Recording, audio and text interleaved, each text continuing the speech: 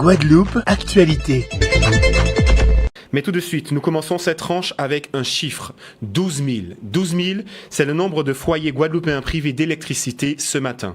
Dans ces conditions, la société EDF nous a fait parvenir un communiqué de presse indiquant qu'en raison du mouvement social en cours à la centrale de la Pointe-Jarry et Albi au Maomoul, un déficit de production d'électricité perturbait l'alimentation électrique de l'archipel. Afin d'éviter l'incident généralisé, des délestages tournants par tranche minimum de 4 heures sont en cours sur les communes de Trois-Rivières, Sainte-Rose, Pointe-à-Pitre, Morne-à-l'Eau, Gourbert, Les Abîmes, Saint-François et Basse-Terre.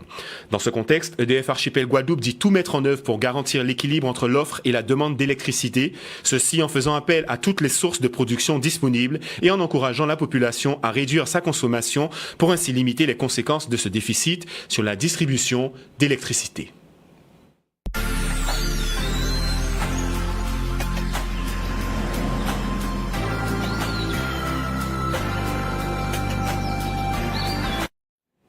Et nous sommes le mercredi 23 octobre 2024 et nous ouvrons cette édition avec un volet scolaire, précisément avec le lancement de l'opération École ouverte au LPO Charles Coëffin de Bémao. Objectif affiché de ce projet, profiter de la période des vacances scolaires pour conforter les connaissances des élèves et leur proposer des activités enrichissantes. Ceci pour recréer du lien avec l'école dans un cadre différent du reste de l'année. Ainsi, du 23 au 30 octobre, 125 élèves, dont 36 en classe préparatoire aux grandes écoles de commerce, bénéficieront de séances permettant d'approfondir la méthodologie et l'estime de soi. Ceci afin de prévenir le décrochage scolaire pour certains et approfondir les enseignements classiques pour les autres. Au total, ce sont 778 élèves du second degré encadrés par 103 personnes et intervenants extérieurs qui participent à ce dispositif durant les vacances de la Toussaint. Madame la rectrice d'académie, Christine Grangloff-Ziegler, a fait le déplacement pour encourager ses étudiants. Elle est au micro de Maxime Morel. Le lycée Coëffin a organisé dans ce cadre ce qu'on appelle des stages de réussite dans le cadre des écoles ouvertes. Il s'agit de proposer à des élèves pendant les périodes de vacances un certain nombre d'activités qui peuvent être des activités d'une certaine manière de soutien, par exemple en français ou en maths, ou alors des activités plus culturelles ou sportives. Et on a pu le voir ce matin, par exemple le travail sur une fresque ou encore évidemment la danse. Donc ce sont des activités extrêmement variées avec tout un ensemble d'intervenants mobilisés. Nous avons plus de 200 élèves qui sont sur ces activités, une quinzaine d'intervenants. Donc bravo en tout cas pour cette très belle organisation et ce très bel encadrement. Un dispositif qu'on reconduit qui vise à travailler autrement avec des élèves repérés, volontaires, sur différentes activités. On peut aussi bien avoir du soutien, par exemple en mathématiques et en français avec les élèves de seconde, un stage en langue vivante, des activités artistiques, des techniques pratiques pour la filière technologique ou des techniques pratiques pour la filière professionnelle. Donc différentes activités pour travailler autrement avec les élèves. Je trouve que c'est assez intéressant puisqu'il y a beaucoup de gens qui n'ont rien à faire pendant les vacances. Donc là, c'est un moyen assez alternatif pour nous occuper pendant les vacances et faire des choses qui peuvent nous aider à l'avenir. J'apprécie et ça nous permet de, évoluer dans la matière parce que c'est un cours en plus et c'est toujours quelque chose qu'on peut apprendre en plus. Donc c'est toujours du bien en fait. Ça vous plaît bien ? Oui, franchement, c'est C'est une autre ambiance qu'en cours. C'est la même chose, mais ça aide des révisions. On peut voir qu'on fait certaines fautes parfois. Ça nous évitera de ne pas faire les mêmes en cours, par exemple. Très bien. C'est un projet qui aujourd'hui est très bien ancré dans les esprits à la fois des équipes éducatives et des élèves et des familles, parce que on voit des élèves très engagés, aussi volontaires. Bon, certains parfois sont plutôt poussés par leur famille ou parce qu'ils ont des résultats plus en difficulté. On les incite à venir, notamment sur les savoirs fondamentaux. Mais c'est vraiment, je pense, une conscience de chacun de l'intérêt que cela peut avoir et dans une ambiance différente. Et un mot justice maintenant avec la prise de fonction de la présidente du tribunal judiciaire, Ségolène Pasquier. Installation également lors de cette présentation de monsieur Jean-Claude Parchat, directeur du greffe des services judiciaires, de mesdames Marie-Georges Martin-Vallée, vice-présidente pour enfants, et de Férouz Ibnou Hachin, vice-présidente, ainsi que Marie-Lucie Godard, vice-procureure. L'objectif est que la justice soit rendue dans les meilleures conditions, avec un personnel écouté équipés et formés. La volonté également de la présidente est de permettre un accès à la justice pour tous. Écoutons les propos recueillis par Olivier Félix. Le moment est important pour la juridiction parce que Madame la Présidente arrivant avec des objectifs, des choses qu'elle veut travailler pour améliorer encore la justice sur ce territoire, son accessibilité. Vous avez entendu qu'elle était aussi présidente du Centre d'accès au droit de la Guadeloupe et du Centre d'accès au droit de Saint-Martin et de Saint-Barthélemy. Donc il y a effectivement dans la volonté exprimée par Madame la Présidente un discours qui me semble intéressant et qui permet aussi de dire que la justice prend sa place sur ce territoire avec les difficultés qu'il rencontre. Il y a une volonté aussi de toute la juridiction d'être à l'écoute de l'extérieur, de se mettre aussi, on va dire, à disposition de la société. Je pense notamment à l'accès des jeunes aux salles d'audience lors des audiences correctionnelles, par exemple, qui se développent sur Basse-Terre. Et je pense que c'est une très bonne chose. Faire prendre conscience que la justice, elle a un vrai rôle à jouer dans la société et que ce rôle, il faut pas trop l'abîmer. Je suis très heureuse qu'à l'occasion de mon installation, j'ai également eu l'occasion d'installer le directeur de greffe du tribunal de Basse-Terre, qui couvre également celui de Saint-Martin et Saint-Barthélemy. C'est vraiment une fonction essentielle qui permet de compléter la gouvernance du tribunal et de faire en sorte que chacun à son niveau, la justice puisse être rendue dans d'excellentes conditions, avec un personnel dont on est à l'écoute, qui est particulièrement formé, bien équipé et qui se retrouve expert dans son domaine. J'ai à cœur de pouvoir permettre un accès à la justice pour tous, des renseignements simplifiés, un accueil du tribunal qui fasse de cette maison un endroit dans lequel les gens viennent simplement pour chercher de l'information et également pour avoir de la connaissance de ce qui s'est passé dans leur procédure. Direction maintenant Bouillante pour la caravane des doigts, une matinée pour faciliter l'accès aux aides sociales. Près de 20 institutions et associations, en collaboration avec la ville de Bouillante et la communauté Grand Sud Caraïbes, se sont réunies au hall des sports Gilles Échevin. L'objectif de la caravane étant de combattre le non-recours aux droits sociaux, comprenez ici diminuer le nombre de personnes qui ne bénéficient pas d'aides sociales telles que la retraite, le RSA, la prime d'activité ou encore l'allocation aux adultes handicapés. C'est grâce notamment au dispositif Papay Mandé Douar, un véritable consortium d'institutions guadeloupéennes, que les visiteurs ont pu bénéficier d'entretiens individuels afin de trouver des solutions à leur situation. Olivier Félix s'est rendu sur les lieux pour Canal 10 Télévision.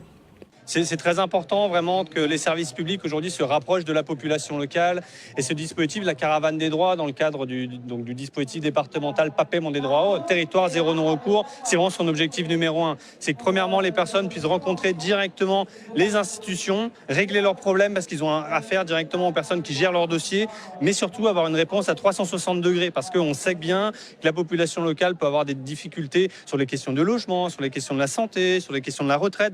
Ils peuvent avoir aujourd'hui tous ces partenaires dans un seul endroit, gratuit. Donc c'est, comme vous l'avez dit, la 5e fois finalement, parce qu'on a fait les 3 communes de Marie-Galante, Pointe-à-Pitre en septembre, ici à Bouillante, et on va continuer encore l'année prochaine. L'objectif, c'est d'aller au plus près des territoires. On est à la commune de Bouillante, mais on sait qu'il y a des personnes de l'ensemble de la Côte-sous-le-Vent qui seront là aujourd'hui. Plus d'événements, c'est prévu. Nous allons vraiment passer dans chaque commune du territoire, faire en sorte d'accompagner les personnes les plus bénéficiaires.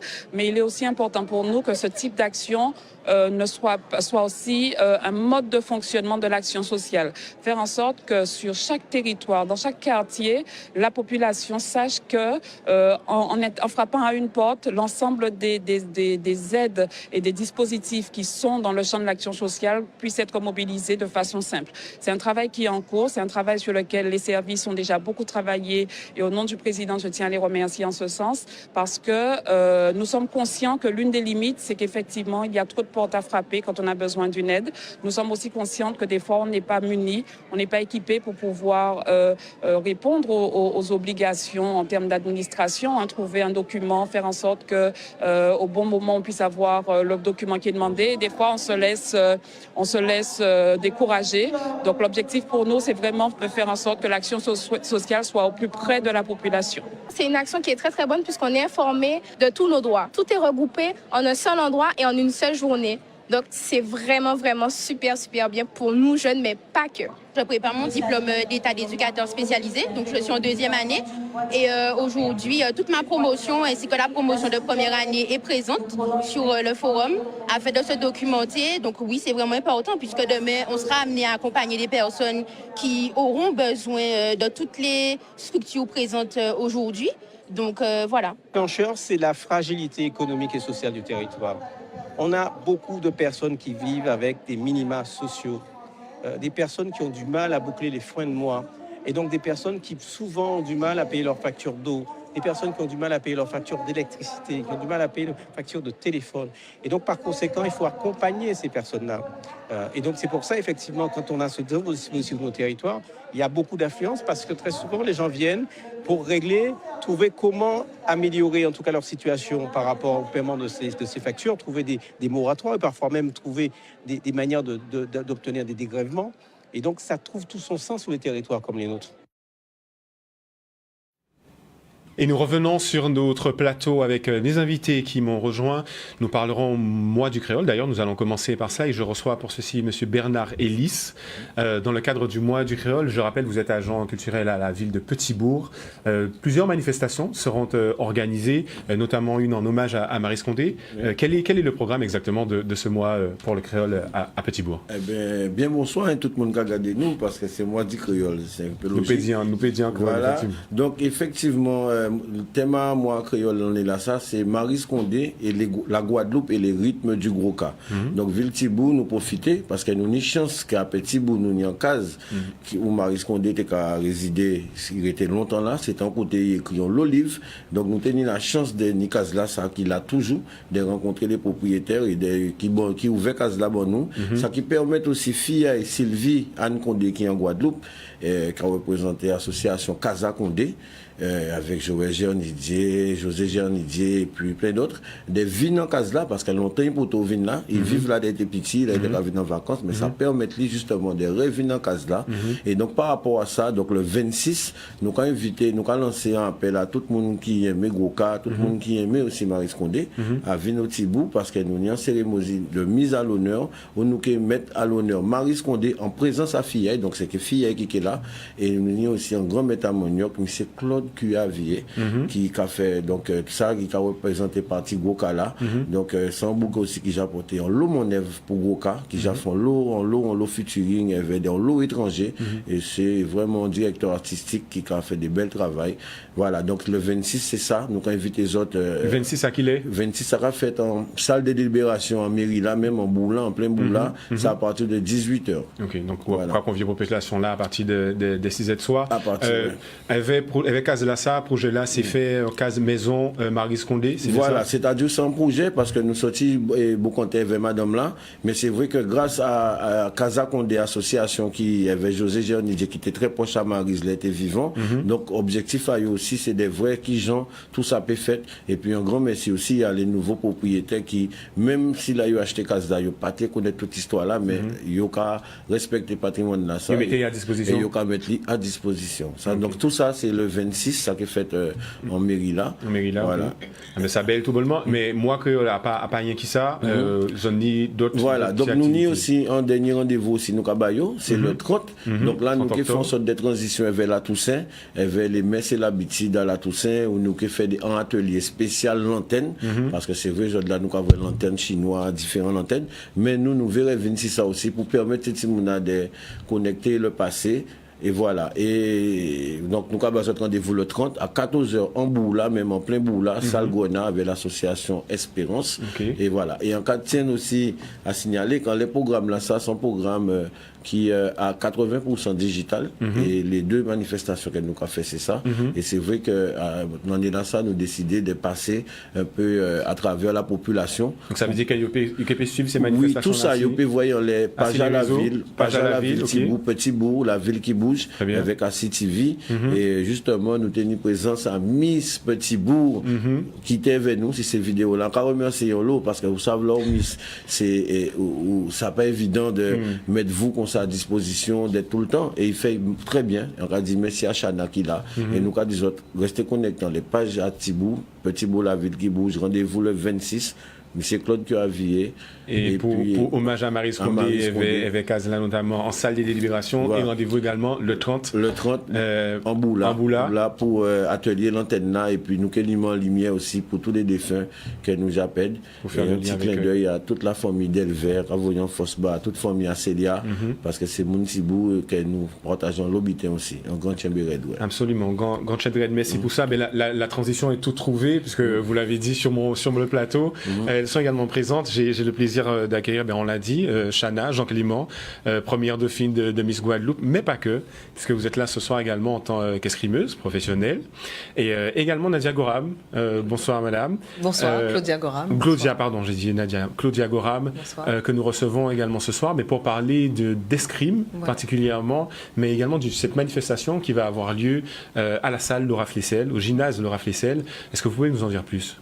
Eh bien oui, c'est-à-dire que c'est un grand événement qui se déroule normalement ce week-end, samedi 26 et dimanche 27. Au Palais des Sports Laura Flessel, où nous allons accueillir un bon nombre de délégations, au nombre de 15 et quelques tireurs qui viennent du monde entier. Et vraiment, l'escrime, ça sera la fête de l'escrime ce week-end.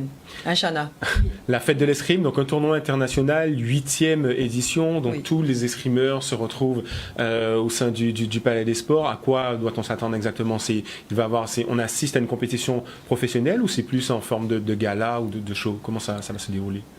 Je dirais plutôt que c'est une grosse compétition, une compétition où il y aura quand même des catégories de M15 à senior. Okay, il y aura quand même 15 délégations qui viendront. Dans les 15 délégations qui viennent. Cuba, Pologne. Très bien. Voilà, et oui, Colombie, Hongrie, Italie, des meilleures pointures qui vont venir de Belge aussi. Il y a la Belgique qui sera là. Et tout ce petit monde vont tirer pendant 2 jours. Et franchement, c'est aussi un TKP pour un créole aussi, c'est moi du créole. Oui, si vous voulez. Voilà, c'est un bon moment, un bel moment que toute jeune Guadeloupéenne, même ultramarin, parce que Martinique qui est là aussi, Kayoka vient pour y échanger, et c'est là aussi où a grandi Escrimao. Très bien. Oui, parce qu'on a échangé avec des gens qui a fait le tour du monde, avec semi-professionnel, mais Chana peut dire un bel moment ça parce qu'elle lui-même aussi y participait à des tournois à compétition là, tournoi international là, et qui était avant. D'accord, eh bien, Chana, voilà. Cette année, c'est vrai que je ne peux pas participer à cette 8e édition parce que, comme on l'a dit tout à l'heure, pendant les vacances, j'étais vraiment dans une préparation de l'élection de Miss Guadeloupe. Donc malheureusement, ma préparation sportive a été décalée, mais je serai présente du coup dans l'encadrement. Mais c'est vrai que du coup, les années précédentes, j'ai pu y participer. D'ailleurs, j'ai fait 2 fois vice-championne du tournoi international. Et c'est vraiment une compétition importante, déjà parce que ça met la lumière sur la Guadeloupe, sur les sportifs guadeloupéens. Mais surtout, ça nous permet en fait d'avoir une diversité dans les jeux, de rencontrer d'autres adversaires et bien sûr, du coup, de nous faire évoluer. Très bien, c'est effectivement l'occasion de se confronter au niveau international, on le comprend. Je crois savoir qu'il y a des parrains aussi de renom qui seront présents sur cette manifestation. Oui. L'occasion de les voir, en tout cas de les rencontrer, peut-être de les voir évoluer, exactement. je ne sais pas. Oui, pour la population, on peut les nommer. Je crois qu'il y a Yannick Borel, Anita Blaz, Enzo Lefort et Coraline Vitalis qui seront présents. Et c'est vrai que de les voir revenir au pays pour cette compétition, ça motive énormément d'escrimeurs, de jeunes escrimeurs qui eux aussi rêvent d'être champions un jour. Bien sûr, c'est montrer que nos champions sont très proches de nous finalement et que c'est un rêve qui peut-être paraissait inaccessible, mais aujourd'hui, j'ai envie de dire, c'est même c'est classique chez nous. Oui, c'est classique chez nous. On a de grands champions. On va les recevoir. On va les recevoir. Ils vont évoluer pendant les 2 jours. On a la conférence de presse qui est demain à 16h30 à la Val-Ombreuse. Tout se passe sur le territoire de Petit-Bourg, donc c'est vrai que la ville, elle met vraiment les sportifs en avant, vraiment. D'accord, très bien. Oui, c'est franchement cette ville. On aime l'escrime, mais on aime aussi toutes les disciplines, n'est-ce pas ? Toutes les disciplines. Et aussi la culture. Toutes les disciplines, mais voilà, on l'a compris, sport et culture, c'est le programme à Petit-Bourg. Vous l'avez compris, vous avez entendu ces rendez-vous. S'il y avait un petit mot peut-être pour nos téléspectateurs, pour leur donner vraiment envie de vous rejoindre sur ce tournoi, vous le Kaotekedio. Moi, en Kadio, j'en ai le choix. Mais en même temps, faisons vivre la culture, faisons vivre l'escrime.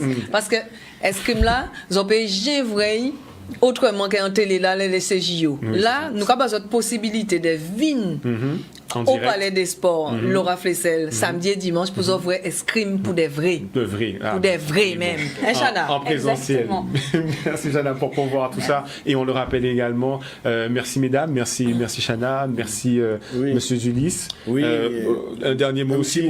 La ville de Petit-Bourg, comme on dit, la ville qui bouge. Restez, venez à Petit-Bourg parce qu'il y a plein de manifestations le 26 et le 27 et vous pourrez jongler parce que les choses sont à proximité. Voilà. Et je tiens à saluer aussi les partenaires vite fait qui nous accompagnent quand même. Vite fait. Donc il y a la ville de Petit-Bourg, la ville déjà qui organise déjà. Oui. Et Chana, que je voulais remercier, mais elle est déjà là. Donc la propriétaire de la maison, la MECA, la bibliothèque La MECA, la bibliothèque de Petit-Bourg aussi, les collègues. Casa Condé et le partenaire qui nous suit, qui loue. Voilà. Très bien, merci à ces partenaires.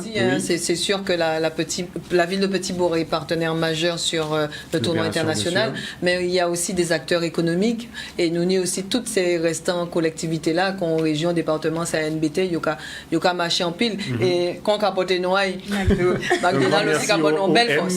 Capote en belle force. Donc nous avons dit merci pour tout ça Yoka fait. Merci à ces partenaires. C'est vrai que c'est important, on ne le répétera jamais assez. Oui. Mais c'est vrai que c'est important de le mentionner parce que c'est grâce à eux aussi que ce type de manifestation peut avoir lieu. En tout cas, vous l'aurez compris, la capitale de la Guadeloupe, c'est doit être Petit-Bourg, voilà ça. Donc, vous avez le programme. Haïti-Bou, passé, gardez-yo, zoké vrai escrime, mais zoké aussi, un bel petit hommage à Maryse Condé, ça pour talent et ça important tout bonnement.